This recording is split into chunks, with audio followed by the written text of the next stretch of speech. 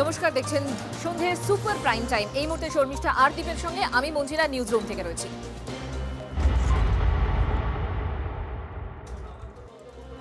আর আজকে সব থেকে বড় খবর, যে খবরের দিকে সকাল থেকে আমরা নজর রেখেছি, পশ্চিম এশিয়ায় যে যুদ্ধের আঁচ সেটা এবার পশ্চিমবঙ্গেও। এবং এক্ষেত্রে আমরা কি দেখছি, এলপিজি গ্যাস তার দাম লাফিয়ে বেড়েছে এবং নাভিশ্বাস আম আদমির। হেসেলে আগুন, রান্না করতে হিমশিম খাচ্ছেন গৃহবধূরা।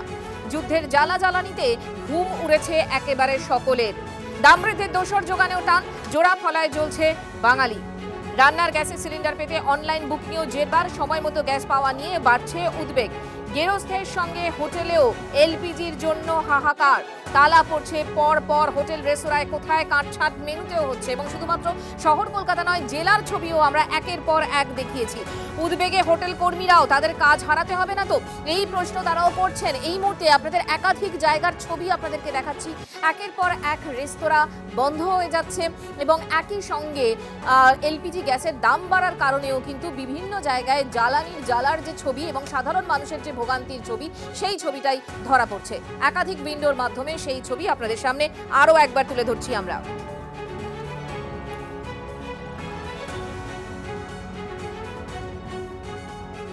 আর এই যে এলপিজি সংকট, সেই এলপিজি সংকটের মোকাবিলায় এবার মুখ্যমন্ত্রী মমতা বন্দ্যোপাধ্যায় তিনি গ্যাস ডিলারদের সঙ্গে বৈঠক করলেন। জানা গেছে এই মুহূর্তে গ্যাস সংকটের মোকাবিলায় এসওপি বা স্ট্যান্ডার্ড অপারেটিং প্রসিডিওর তৈরি করছে রাজ্য সরকার। বাইরের রাজ্যে মানে অন্যান্য রাজ্যে এই রাজ্যে মজুত গ্যাস আপাতত বাইরে না পাঠানোর নির্দেশ দেওয়া হয়েছে। গ্যাসের কালোবাজারে রুখতে পুলিশকে সজাগ থাকতে নির্দেশ দিয়েছেন মুখ্যমন্ত্রী।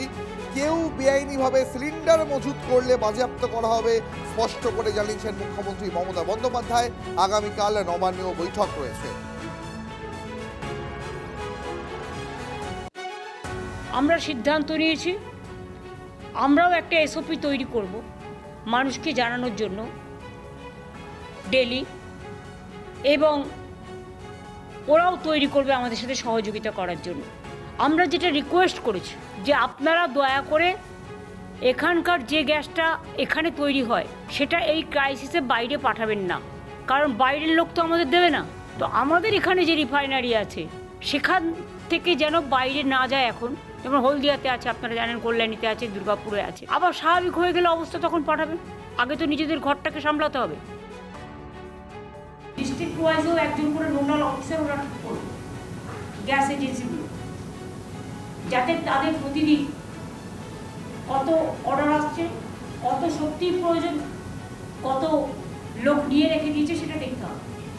যদি বেশি কারোর কাছে রাখা থাকে, কেউ যদি ব্ল্যাকমেলিং বা হোর্ডিং করার চেষ্টা করেন, সেখানে এখন আবার কী হয় জানেন তো, অনেকে শত্রু আছে, বলে দেবে এ রেখেছে, এত রেখেছে, সেটা পুলিশকে আমি নজর রাখতে বলছি। যদি সত্যি কোথাও হোর্ডিং হয়ে থাকে, ব্ল্যাকমেলিং কেউ করে থাকে, তাহলে সেটা কিন্তু গভর্নমেন্ট তুলে নেবে এবং তুলে নিয়ে মানুষকে দিয়ে দেবে। এটা আমরা অ্যালাউ করবো না। সংকট ওনার বিবৃতিতে সংকট, সংকট ওনার মনে সংকট, সংশয় ওনার মনে। আগামী দিন থাকতে পারবেন কি পারবেন? আপনার যাওয়ার সময় হয়েছে, আপনাকে যেতে হবে। সিপিএমও 34 বছর বাদে গিয়েছে। আপনি অর্ধেক সিপিএম এর টাইম খেলেছে, অনেক খেলেছে, মানুষ অনেক সুযোগ দিয়েছে, এবার আপনাকে যেতে হবে। অতএব যেতে হবে মানেই মানুষকে ভুল বোঝানোর অধিকার আপনার নেই। কতবার এখানে সেখানে চিঠি দিলেন ইলেকশন কমিশনকে, তো কেন্দ্রীয় সরকারকেও চিঠি দিন, কোনো পরামর্শ থাকলে জানান, কোনো আপত্তি নেই। আমরা বিরোধীরও পরামর্শ গ্রহণ করি, আমরা বিরোধীরও পরামর্শকে আদরের সাথে দেখি। আন্তর্জাতিক যুদ্ধ পরিস্থিতি সব ঠিক, কিন্তু এতদিন যে বলছেন সব আমাদের নিয়ন্ত্রণে আছে। আমরা যেরকমভাবে ভাবছি বিশ্বগুরু, তো বিশ্বগুরুই বা কোথায় গেলেন, আর সব কন্ট্রোলটাই গেল কোথায়? মানুষের জীবিকা, খাওয়া দাওয়া, ছোটোখাটো এমনকি বেঁচে থাকার সংকট পর্যন্ত তৈরি হচ্ছে। গ্যাসের বিপদটা পাওয়া যাচ্ছে না যেভাবে, তার সঙ্গে সঙ্গে দাম সব মিলিয়ে একটা যেন মনে হচ্ছে চুষে নেওয়ার মতন ব্যবস্থা। এ দায় দিল্লি সরকারকে নিতে হবে। যুদ্ধের জ্বালা আস্তে আস্তে আমাদের হেসেলে এসে পৌঁছেছে, এলপিজির দাম বেড়েছে, আর এই আশঙ্কার কথা শুনে আপনি প্রত্যেকেই বুক করে ফেলছি বা বুক করার চেষ্টা করছি। সব থেকে বড় প্রশ্ন এখন কি জানেন, সময় মতো বাড়িতে গ্যাসটা আসবে তো?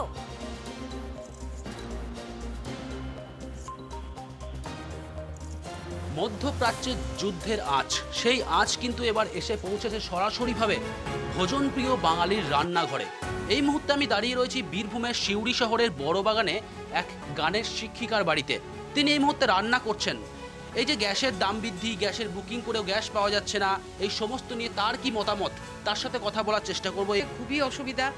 আমাদের বড় ফ্যামিলি, প্রায় 19 জন থেকে 20 জন মেম্বার বাড়িতে, এবং 4টে কাজের লোক যারা সবসময় আমার বাড়িতে থাকে, টোটাল 24 জন মেম্বার। একটা গ্যাস হয়তো খুব জোর 10 দিন যায়, তার বেশি যায় না। সেখানে 25 দিন পর বুকিং, তার মানে গ্যাস শেষ হওয়ার 25 দিন পর বুকিং, তারপরে কবে পাবো তার ঠিক নেই। হ্যাঁ, তা মোটামুটি একটা 1 মাসের ধাক্কা। যেখানে আমার একটা মাসে 3টে গ্যাস লাগে, সিলিন্ডার লাগে, সেখানে আমি তো মানে খুবই বিপদে পড়েছি, খুবই অসুবিধার মধ্যে পড়েছি। যুদ্ধের আঁচ সমস্ত বাড়িতে বাড়িতে, বাঙালির রান্নাঘরেও কিন্তু সেই আঁচ এসে পৌঁছেছে। এই মুহূর্তে আমি দাঁড়িয়ে রয়েছি বীরভূমের সিউড়ির হাটজন বাজারে। হাটজন বাজারের একটি রান্নাঘরে এই মুহূর্তে আমি রয়েছি। দেখুন, সমস্যা বলতে সমস্যা মনে করলে সেটাকে সমস্যা, কিন্তু আমাদের যেহেতু প্রায় বাড়িতেই ডবল সিলিন্ডার থাকে, তো সেই জন্য অনেকেই বুক করে রেখে দেয়। এবার যাদের ধরুন একটা সিলিন্ডার, তারা হয়তো একটু অসুবিধায় পড়বে, কিন্তু আমাদের যেহেতু বেশিরভাগ বাড়িতেই ডবল সিলিন্ডার বলে অসুবিধার হওয়ার কথা নয়। বুকিংয়ে যেটা সমস্যা হয়েছে সেই ক্ষেত্রে তো একটা সমস্যা হয়েছে। হ্যাঁ, সেটা একটা সমস্যা আছে, কিন্তু সেই সমস্যাটা চেষ্টা করবে নিশ্চয়ই যে সেই সমস্যাটা যত দ্রুত মিটে যায়। অর্থাৎ 60 টাকা যে দাম বেড়েছে, দামটা বাড়লেও সেই পয়সা দিতেও রাজি রয়েছেন, কিন্তু বুকিংয়ের ক্ষেত্রে একটা যে সমস্যা হচ্ছে, 25 দিনের আগে বুকিং হচ্ছে না, সেই বুকিংটা চাইছেন যাতে দ্রুত হোক। এমনটা কিন্তু এই যে দিদির সাথে কথা বলছিলাম, সেই দিদি অন্তত পক্ষে মনে করছেন। ক্যামেরায় বিক্রমের সাথে হিমাদ্রি, TV9 বাংলা। দেখুন, একে গ্যাসের যোগান কম এবং দোসর হচ্ছে মূল্যবৃদ্ধি। সেক্টর 5-এ যারা চাকরি করেন তারা পকেটের কথা ভেবে অনেকেই কিন্তু ফুটপাতের ওই খাবারের দোকানগুলোতে খান, কিন্তু এই দাম বাড়ার কারণে, মূল্যবৃদ্ধি হওয়াতে সেখানেও মেনুতে কোপ পড়ছে এবং পকেটে টান। এখন সমস্যা গ্যাস নেই, গ্যাস কিনতে পারছি না। বড় সিলিন্ডার বিক্রি হচ্ছে 3000 টাকা, 2500 টাকা ব্ল্যাকে, আর হ্যাঁ অরিজিনাল তো আমাদের দিত 1650। এবার ফুরিয়ে গেলে কি হবে সেটা বলতে পারছি না আমরা। ওটাই তো, ওটাই ছোট দোকান এখন কি করে চালাবো, সেটাই হলো ব্যাপার। সমস্যা তো বটেই। গ্যাস পাওয়া যায়নি দুদিন, কালকেও পাওয়া যাচ্ছে না, আজও পাওয়া যায়নি। পরিস্থিতি খারাপ। গ্যাস না পাওয়া গেলে কি করব আমরা, রান্না করতে পারছি না। আর এই মুহূর্তে আমাদের দোকান চালানো মুশকিল হয়ে পড়েছে। আগের যা পুরনো স্টক ছিল সেভাবে হয়তো আজকের দিনে দোকান চলছে, কাল থেকে হয়তো সব দোকানও বন্ধ হয়ে যেতে পারে। সে দিতেই পারছে না, গ্যাসের গাড়ি ঢুকছে না, তো সে কোথা থেকে দেবে? গ্যাস যে দেয় সে তো বলছে এখন গ্যাস পাওয়া যাচ্ছে না। আর লাস্ট কিনেছি আমি 2500 টাকা দিয়ে 3 দিন আগে, কিন্তু আর গ্যাস পাচ্ছি না। কালকেরই হয়তো আমার দোকান বন্ধ হয়ে যাবে। গ্যাস না পেলে আমি কি করে চালাবো? গ্যাস সংকটে কার্যত কপালে হাত যে সমস্ত হোটেলগুলো রয়েছে ঠিক এই রকম ফুটপাতে। তার কারণ তারাই বলছেন যে গ্যাস যে টাকা দিতে হয় সেই টাকা দিয়েও বর্তমানে পাওয়া যাচ্ছে না। তাই আগামী দিনে কিভাবে তাদের এই ব্যবসা চালাবেন সেই নিয়ে যথেষ্ট চিন্তার মধ্যে। তার কারণ বারবার পয়সা দিয়েও বা বুকিং করেও মিলছে না গ্যাস। ক্যামেরায় অরিত বসুর সঙ্গে সুশোভন ভট্টাচার্য, TV9 বাংলা। গ্যাসের সংকটের আঁচ এবার কি এমএলএ হস্টেলেও পড়তে চলেছে? অন্তত স্পিকারের গলায় কিন্তু তেমনই উদ্বেগের সুর। আমাদের প্রতিনিধি প্রদীপ এই মুহূর্তে রয়েছেন আমাদের সঙ্গে। প্রদীপ, তো স্পিকার কি আশঙ্কায় ভুগছেন এই মুহূর্তে, কি বলছেন তিনি? দেখো, বিধায়ক আবাসে তো বটেই, একই সঙ্গে বিধানসভার যে ক্যান্টিন, এই দুটি জায়গাতে একই জায়গা থেকে খাবার তৈরি হয়, প্রস্তুতকারক সংস্থা এক। ফলে গ্যাসের সিলিন্ডারের যে টান গোটা দেশ জুড়ে তার প্রভাব পড়েছে, সেই প্রভাব কিন্তু এবার বিধানসভাতেও পড়তে চলেছে, অন্তত তেমনটাই মনে করছেন স্পিকার বিমান বন্দ্যোপাধ্যায়। এবং তিনি স্পষ্টতই সেই আশঙ্কার কথা জানাচ্ছেন, যদিও তিনি বলছেন যে আমরা কথা বলে সমস্যার সমাধান করার চেষ্টা করছি, কিন্তু কতদিন এভাবে সমস্যার সমাধান করে যাওয়া যাবে সেটা অবশ্য স্পষ্ট করে স্পিকার বিমান বন্দ্যোপাধ্যায় বলতে নারাজ, বা তিনি হয়তো এখনো স্পষ্ট করে জানতে পারছেন না। এবং সে কারণেই বিধায়ক আবাস অর্থাৎ এমএলএ হোস্টেলে শুধুমাত্র হস্টেলের যারা বা এমএলএরা তারা আসেন এমনটি নয়, বাইরে থেকেও বহু লোকজন সেখানে থাকতে আসেন। ফলে কন্টিনিউ এই খাবার কিন্তু করতে হয়, রান্না করতে হয় এবং বিধানসভাতেও ঠিক একইভাবে বিধানসভার ক্যান্টিনও চলে। সে কারণে এই দুটি জায়গার ক্ষেত্রে এই গ্যাসের সিলিন্ডারের যে অপতুলতা গোটা দেশ জুড়ে তৈরি হচ্ছে, জ্বালানির সংকট তৈরি হচ্ছে, তার আঁচ এবার বিধানসভাতে পড়তে চলেছে। অন্তত তেমনটাই বিধানসভার স্পিকার বিমান বন্দ্যোপাধ্যায়ের গলাতে শোনা যাচ্ছে। এখন দেখার বিষয় যে বিধানসভা সত্যি এই পরিস্থিতি কিভাবে মোকাবিলা করে।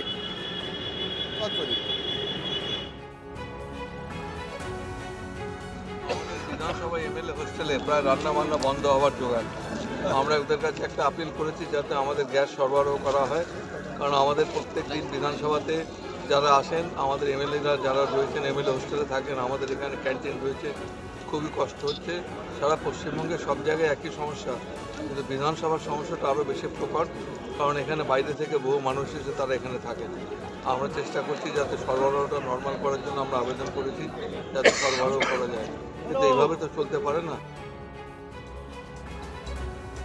দেখুন, কলকাতার বিভিন্ন পেট্রোল পাম্পে রাতারাতি দাম বেড়ে গেল, 5 টাকা করে দাম বেড়েছে। আর স্বাভাবিকভাবে অটো যারা চালাচ্ছেন তারাও ভাড়া বাড়িয়ে দিচ্ছেন।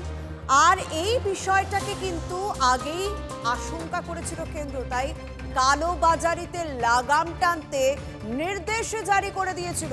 তারপরও আজ বোর্ড টাঙিয়ে ভাড়া বৃদ্ধির ঘোষণা কয়েকটি পাম্পে।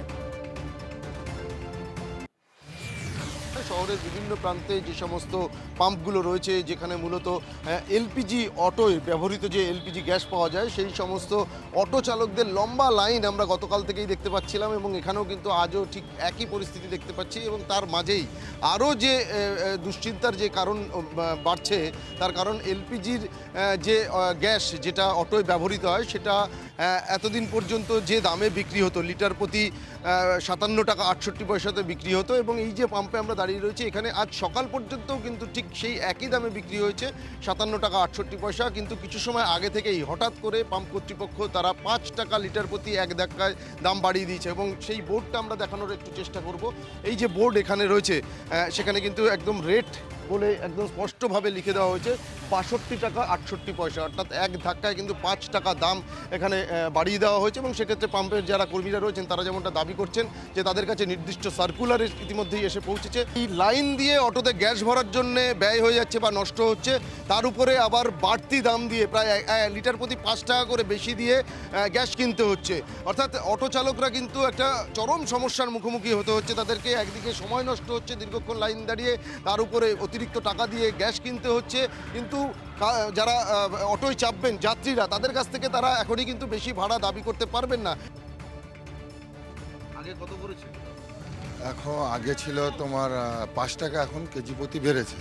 আগে ছিল তোমার ওটা 57 টাকা ছিল, এখন তোমার 5 টাকা বেড়েছে 57 টাকার পরে। সেটা দাদা বলতে পারছি না। এবার আমরা এসেছি নাগের বাজার থেকে, আমাদের ওদিকে তোমার গ্যাস দিচ্ছিল, ওদিকে গ্যাস দেওয়া বন্ধ করে দিচ্ছে বাঙ্গুর পাম্পে, তো এখন এদিকে দিচ্ছে। এখন এসে দেখি 5 টাকা হট করে বেড়ে গেছে। এবার এটা কিসের জন্য বেড়েছে সেটা বলতে পারছি না। ক্রাইসিসের জন্য চারিদিকে এত অটোর লাইন, আমরা টোটাল বললাম 82টা অটোর পিছনে আমি আছি। আগে ছিল আপনার 57 টাকা কিছু সামথিং কিছু পয়সা ছিল, এখন আপনার 62 টাকা 80 পয়সা নিচ্ছে। হঠাৎ ভালো কদিন ধরে যে যুদ্ধ চলছে, যার জন্য আমাদের রান্না গ্যাসের দামও তো বেড়েছে, সেটা আপনার দেখতে হবে। কারণ রান্না গ্যাসটা একদিন পরে রান্না গ্যাসের দাম বাড়ে, তো এরা যদি দাম বাড়ি থাকে, এরা তো মানে 1 সপ্তাহ পরে দাম বাড়ছে মোটামুটি। 62 টাকা 68 পয়সা। আগে কত ছিল? আগে 57 টাকা 68 পয়সা ছিল। একবারে এরকম 5 টাকা বাড়িয়ে দিল। অন্য পাম্পে তো বাড়েনি না, সেটা আমি জানি না ঠিক। অন্য পাম্পে যে জিজ্ঞেস করতে হবে বা দেখতে হবে। এখানে দেখলাম আজকে লাইন লাগিয়ে সকালবেলা বাস দাম বেড়ে গেছে। সকাল থেকেও তো 57 টাকা 68 ছিল, হঠাৎ করে বাড়িয়ে দিল কেন? এটা ঠিক বলতে পারছি না, ওদেরকে জিজ্ঞেস করলাম, বললো আমরাও ঠিক বলতে পারছি না। আপনাদের তো সমস্যা হচ্ছে, মানে সমস্যা তো হবেই। হ্যাঁ, বেশি দাম দিয়ে কিনতে হচ্ছে। দাম বেশি দিয়ে কিনতে হচ্ছে, তারপরে প্রচুর লাইন দিতে হচ্ছে। জ্বালানি সংকটের আঁচ কিন্তু সিএনজি পাম্পগুলোতেও পড়েছে। সকাল থেকেই কলকাতা শহরের সিএনজি পাম্পগুলিতে লম্বা লাইন, বহু মানুষ ও বহু চালক সেখানে ভিড় করেছেন, কিন্তু সেখানেও জ্বালানি পেতে কিন্তু দীর্ঘক্ষণ লাইনে অপেক্ষা করতে হচ্ছে। দেখুন ছবি।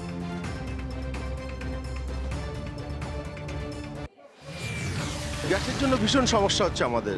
আমরা ডিপো দিয়ে আসছি, এখানে এসে 1 ঘন্টা, দেড় ঘন্টা, 2 ঘন্টা, 3 ঘন্টা দাঁড়িয়ে যাচ্ছি, গ্যাস পাচ্ছি না ঠিক মতো। আমরা ট্রিপও কমপ্লিট করতে পারছি না, রাস্তায় গাড়িও নামাতে পারছি না। আমাদের অফিস দিয়ে বলছে সাহেবরা, কিন্তু আমরা কি করব এখানে? সঠিক সময় পাচ্ছি না তো। আমি এখানে ডিপুতে 5:30টায় ধরো গেট আউট হচ্ছে, এখানে গ্যাস পাচ্ছি। এখন ধরুন কটা বাজে, এখন 9:30 গ্যাস পাচ্ছি। টাইমে গাড়ি দিতে পারছি না তো। লাইন কখন দাঁড়িয়ে আছো? আমি 3 ঘন্টা। আর গ্যাস কি টাইমে পেয়ে যাচ্ছ? মানে না না, কালকে তো সকালের গাড়ি রাত 10টায় গ্যারেজ হয়েছে। অনেক টাইম লাগছে আমাদের গ্যাস ধরতে গেলে। আমরা 6টা দিয়ে পুরো 8টা বেজে যায়, 9টা বেজে যায় গ্যাস ধরতে গেলে। আমাদের ডেলির এটা সমস্যা। গ্যাসের লাইনে দাঁড়িয়ে থাকি, এই 7:30 দিয়ে এসে দাঁড়িয়ে আছি আমরা গ্যাসের জন্য। ওদিকে বাসের লাইন, এদিকে আমাদের কর্পোরেশনের লাইন, গাড়িতে গ্যাসই পাওয়া যাচ্ছে না, এরকম অবস্থা আমাদের। ভোটবঙ্গে রবি উদয়। আজ কলকাতায় এসে পৌঁছলেন এ রাজ্যের নতুন রাজ্যপাল RN রবি। আগামীকাল রাজ্যের 22তম রাজ্যপাল হিসেবে শপথ গ্রহণ। এই মুহূর্তে এয়ারপোর্ট থেকে রয়েছেন আমার সহকর্মী সুশোভন, তার সঙ্গে একটু কথা বলে নিই। সুশোভন, আসার আগেই তিনি রাজ্যের মানুষের উদ্দেশ্যে একটা খোলা চিঠি দিয়েছিলেন। আজ যখন এয়ারপোর্টে প্রথম নামলেন, সাংবাদিকরা তাকে দেখলেন, তাকে তিনি কিছু বললেন এবং স্বাভাবিকভাবে তার শরীরী ভাষা ঠিক কিরকম দেখলেন সেখানে? দেখো, তিনি বিমানবন্দরে নেমেছেন, কিন্তু তিনি বিমানবন্দরের ভেতরেই এখনো পর্যন্ত রয়েছে। RN রবি তিনি এখনো বাইরে বেরোননি। স্বাভাবিকভাবেই তাকে অভ্যর্থনা জানাতে বা স্বাগত জানাতে রাজ্যের মন্ত্রী সুজিত বসু তিনি এসেছিলেন, মুখ্য সচিব তিনি এসেছিলেন, এবং ডিজি এসেছিলেন, বিধাননগরের পুলিশ কমিশনার মুরলীধর তিনি এসেছিলেন, এবং যারা এসেছিলেন তারা ইতিমধ্যেই এখান থেকে চলে গেছেন। যদিও এখনো পর্যন্ত নতুন রাজ্যপাল RN রবি তিনি এখনো পর্যন্ত বিমানবন্দরের বাইরে বেরোবেন, তিনি বিমানবন্দরের ভিতরেই রয়েছেন। স্বাভাবিকভাবে কিছুক্ষণের মধ্যেই তিনি বেরোবেন এবং তারপর তাকে এখান থেকে বিমানবন্দর রাজভবন যাবেন, এবং যখন তিনি বেরোবেন তাকে তার কিরকম বডি ল্যাঙ্গুয়েজ থাকেন বা একেবারে তিনি সাংবাদিকদের উদ্দেশ্যে কোনো বক্তব্য রাখেন কিনা, নিঃসন্দেহে তা গুরুত্বপূর্ণ, সেটা সময় রাখো সুশোভন। অবশ্যই আমরাও দর্শকদের সামনে তার যদি তিনি কোনো রকম বক্তব্য রাখেন অবশ্যই সেটা তুলে ধরবো। তবে এই মুহূর্তে রাজভবনের সামনে নজর রাখতে হবে। সেখানে রয়েছেন আমার সহকর্মী সোমা। 22তম রাজ্যপাল হিসেবে শপথ গ্রহণ হতে চলেছে আগামীকাল। রাজভবনে তিনি আসবেন সরাসরি। এই মুহূর্তে সেখানে কি প্রস্তুতি, কি দেখছো? হ্যাঁ দেখো, আর কিছুক্ষণের মধ্যেই রাজ্যপাল তিনি এসে পৌঁছাবেন। রাজ্যপালের এখানে ভেতরে তাকে স্বাগত জানাবার জন্য আমি বাইরেটা একটু দেখাই। দেখো, রাজভবনের বাইরেটা, সেখানে কিন্তু পুলিশি যে ব্যবস্থা সেই ব্যবস্থা রয়েছে বিমানবন্দরে। আমরা কিছুক্ষণ আগেই দেখলাম, দেখো যে নতুন রাজ্যপালকে স্বাগত জানাবার জন্য কিন্তু রাজ্য প্রশাসনের শীর্ষ কর্তারা তারা যেমন পৌঁছে গেছেন, রাজ্যের মন্ত্রীরা তারাও পৌঁছে গিয়েছেন, এবং রাজভবনের সামনে সেখানেও কিন্তু যে পুলিশি ব্যবস্থা, সেই পুলিশি ব্যবস্থা দেখতে পাচ্ছ। রাজভবনে ঢোকার যে রাস্তাটা রয়েছে, আর কিছুক্ষণ পরে সেই রাস্তা বন্ধ করে দেওয়া হবে, কারণ আমরা জানি রাজ্যপাল হিসেবে তিনি শপথ নেওয়ার আগে তিনি কিন্তু যে নর্থ গেট, সেই নর্থ গেট দিয়ে কিন্তু তিনি আজ প্রবেশ করবেন রাজভবনে। দেখতেই পাচ্ছ একেবারে সেই রাজভবনের রাস্তার ছবি। সেখানে পুলিশের যে ব্যবস্থা, সেই ব্যবস্থা রাখা হয়েছে, সম্পূর্ণ রকম প্রশাসনিক ব্যবস্থা, সেই ব্যবস্থা যেমন বাইরে। এখনো পর্যন্ত যা খবর পাওয়া যাচ্ছে, কলকাতা বিমানবন্দরে নেমেছেন RN রবি, তবে এখনো বিমানবন্দরের বাইরে আসেননি। বিমানবন্দরে পৌঁছে গিয়েছেন মন্ত্রী সুজিত বসু তাকে স্বাগত জানানোর জন্য, এবং মুখ্য সচিব তিনিও রয়েছেন, এবং সেই বিমানবন্দর থেকেই সরাসরি এই রাজভবনে আসবেন RN রবি।